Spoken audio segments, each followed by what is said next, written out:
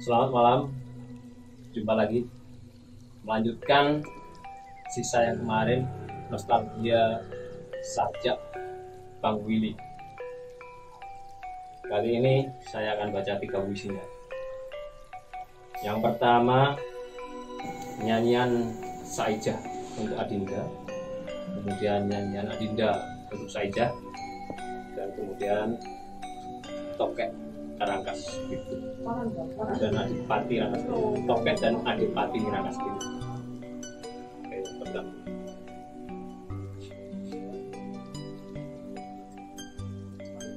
Tiga puisi tersebut merupakan kumpulan puisi yang berjudul Orang-orang Rangkas Biru.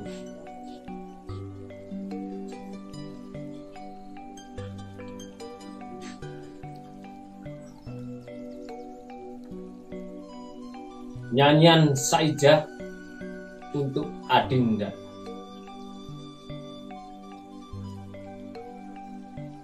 Adinda, Adinda, aku dirampok orang di jalan. Mereka tikam perutku, punggungku, dan leherku. Mereka rampas seluruh uang simpananku. Oh. Ya Allah, tinggal beberapa kilo dari kampung, membawa 10 tahun kerinduan. Yang terbayang kini berkabut, yang tergenggam kini luput. Adinda, Adinda, kemiskinan telah memisahkan kita. 10 tahun menahan dahaga asmara. Alangkah sulit cinta di zaman edan, di dalam hidup penuh ancaman. Semua hak dianggap salah, tak punya apa-apa dianggap sampah. Alangkah hina orang yang kalah. Meskipun miskin tanpa daya, aku toh harus berupaya karena takut gila dan dosa. Tapi kini, setelah ku dapat rezekiku, aku tercampak ke dalam rawa. Oh, gugur sudah harapanku.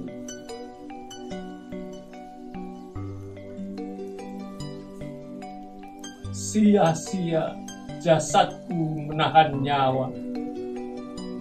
Orang miskin dihabisi orang miskin.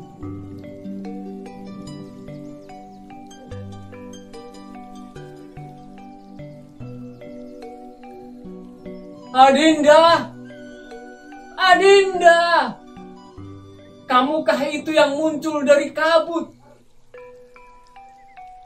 Kusangka kamu, kusangka maut. Aduh, birahi di akhir hari. Badanku meregang waktu wajahmu membayang. Mulutku kering oleh gairah nafsu. Tubuhmu telanjang di langit. Kelangkangku dibelai kupu-kupu. Tanganku menggapai, menggenggam dadamu. Adinda, 1000 kunang-kunang menghiasi rambutmu yang tergerai dan menyentuh mukaku. Karena tubuhmu turun dari langit, menghimpit tubuhku, lalu kurasa lidahmu masuk ke dalam mulutku. dan bersamaan dengan truk gandeng yang lewat menderu, muncratlah air birahiku.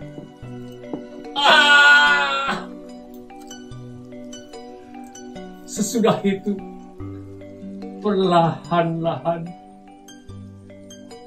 lenyaplah bayanganmu bersama nyawaku. Depok, 12 Januari 1991. Puisi yang kedua, jawaban dari Adinda untuk Saijah.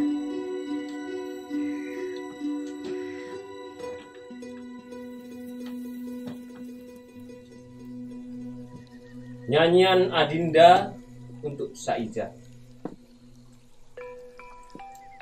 Di kali jodoh aku menyanyi di dalam hati, kawin asih seperti pohon tanpa daun, mengandung duka seperti pohon tanpa akar. Saat adalah malam menanti pagi. Saijah akang, tanpa petunjuk dan jejak yang nyata, tembang cintaku yang berdebu mencari kamu. Sebelum 10 tahun yang lalu, cintaku tabah, lagunya menderu. Tapi kini, ia jengah, merayap dengan penuh rasa malu.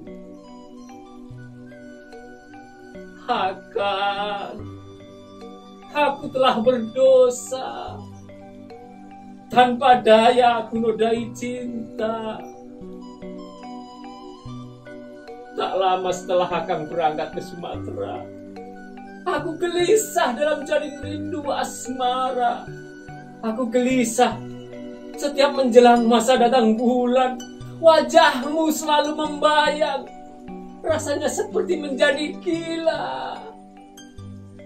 Setiap kali memuncak rasa rindu, rasa gatal menjalar ke puting-puting susu, rasa geli dan lembut di seluruh kulit perut. Sungai darah di tubuhku bergolak. Aku terengah-engah dan bernapas lewat mulut. Akang, alangkah berat rasanya bila jantungku berdetak jauh dari jantungmu. Pada suatu hari, di masa aku linglung oleh rindu kepadamu, aku kenal lelaki seperti seorang bapak di balai desa. Dia mandor proyek jalan raya di desa yang dirundung kemiskinan. Ia menjadi harapan dan hiburan. Suka berbagi rokok, mampu memberi pekerjaan, royal dalam pergaulan, dan kata-katanya mengandung keramahan. Waktu itu aku berjualan kue ketan, pisang rebus, dan nasi dengan sayuran. Ia selalu memborong sisa dagangan. Pada buruhnya dibagi-bagikan. Aku terpesona kepada kemampuan uangnya dan sikapnya yang seperti bapak. Kepadaku ia selalu berkata,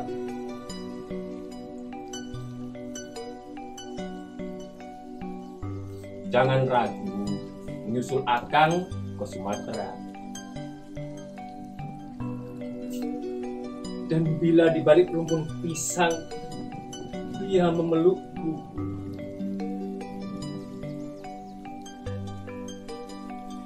Ia memeluk pundakku. Tangannya terasa hangat dan nikmat, membuat hidupku jadi sentosa. Lalu datang surat Akang dari Menggala. Akang bilang mau membuka ladang di Karta. Aku kembali linglung dan gila. Dada menjadi tungku dan rindu menjadi bara. Kepada Pak Mandor aku bercerita semuanya. Kembali, pundakku merasakan pelukannya. Dalam kedamaian yang hangat ia berkata, siapkan diri. Seminggu lagi ku antar kamu menyusul Saijah ke Sumatera. Ya Allah, seumur hidup belum pernah aku keluar desa. Kini gerbang kurungan tiba-tiba terbuka. Keluasan dunia menjadi goda yang mempesona. Seluruh warga memberi restu waktu kami pamit berangkat ke Sumatera. Di dalam bis, ia genggam tanganku. Rasanya sirna hidup miskin dan sengsara. Kami melaju ke arah surga. Apa tahuku tentang jalan ke Sumatera? Tapi toh aku ada pandu, ada bapak. Ia mengajak nginap di Karawaci. Di waktu malam, ia mengetuk pintu. Ia memberiku kain, selendang, dan baju baru. Ketika aku meluap oleh rasa gembira, ia memelukku dengan tiba-tiba. Tubuhnya rapat ke seluruh tubuhku. Susuku yang kenyal tertekan ke dadanya, menyebabkan darahku bergelora. Tak bisa bilang tidak. Kepalaku hilang di dalam kemabukan ketika ia bertubi-tubi menciumi wajah dan leherku. Malam itu ia ambil perawanku. Keperkasaannya mendidik kesadaranku.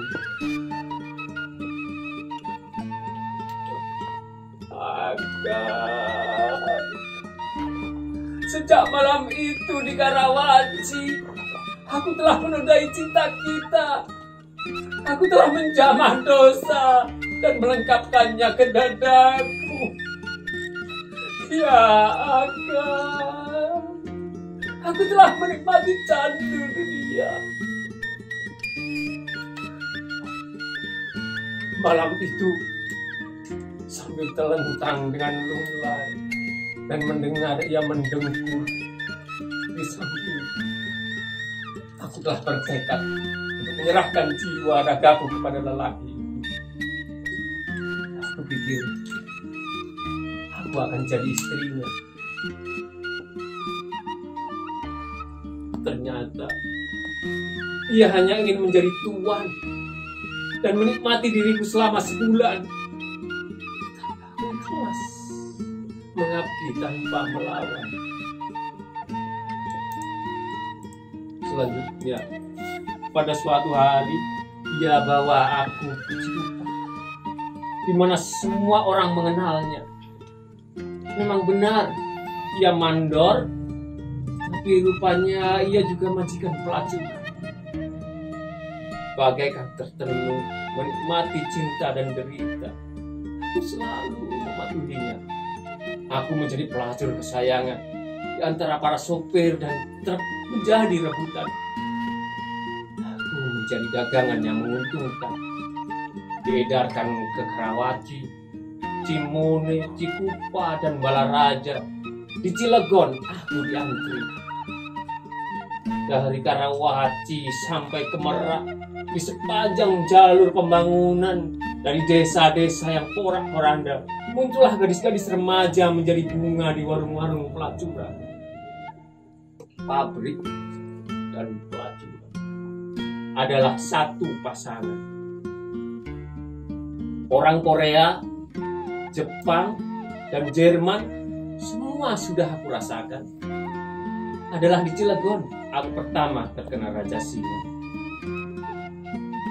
Dengan tabah aku lawan penyakitku. Di jagat raya tidak kurang obat-obatan. Dan ketika kembali sedia kala, majikan membawa aku ke Ancol, Jakarta. Jakarta, oh Jakarta, pohon lampu-lampu neon, sungai raya dengan arus mobil dan bis kota, langganan yang bersih dan kaya, setiap subuh sarapan di restoran, bangun siang terus ke toko berbelanja. Hidup rasanya seperti mimpi tanpa bunyi. Banyak yang terjadi tanpa ada yang masuk ke hati.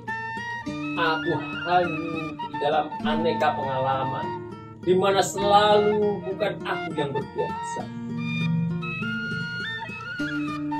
Segala ingatan kepadamu akan segera aku singkirkan.